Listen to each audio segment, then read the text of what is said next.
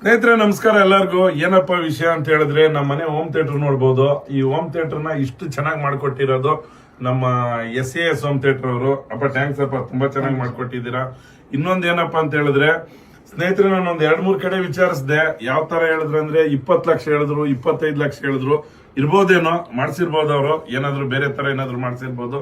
ಇವರು ನಮ್ ರೇಟ್ಗೆ, ನಮ್ ಬಜೆಟ್ಗೆ ಬರೋ ತರನೇ ಮಾಡ್ಕೊಡ್ತಾರೆ. ನೋಡ್ಬೋದು ನೀವು, ಸಿಕ್ಕಾಪಟ್ಟೆ ಚೆನ್ನಾಗಿ ಮಾಡ್ಕೊಟ್ಟವ್ರೆ.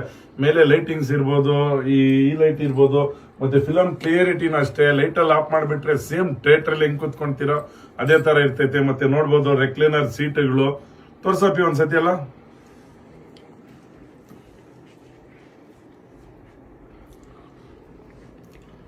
ತುಂಬಾ ಚೆನ್ನಾಗಿ ಮಾಡ್ಕೊಡ್ತಾರೆ ಸ್ನೇಹಿತರೆ. ದಯವಿಟ್ಟು ಯಾರಾದ್ರೂ ಹೋಮ್ ಥಿಯೇಟರ್ ಮಾಡಿಸೋ ಆಸೆ ಇರೋಂಥವ್ರು, ಇಲ್ಲ ಹೊಸದಾಗಿ ಮನೆ ಕಟ್ತಾ ಇರೋಂಥವ್ರು, ಹೋಮ್ ಥಿಯೇಟರ್ ರೂಮ್ ಮಾಡಿರೋಂಥವ್ರು, ಮಾಡಿಸ್ತಾ ಇರೋಂಥವ್ರು, ದಯವಿಟ್ಟು ಇವ್ರನ್ನ ಕಾಂಟ್ಯಾಕ್ಟ್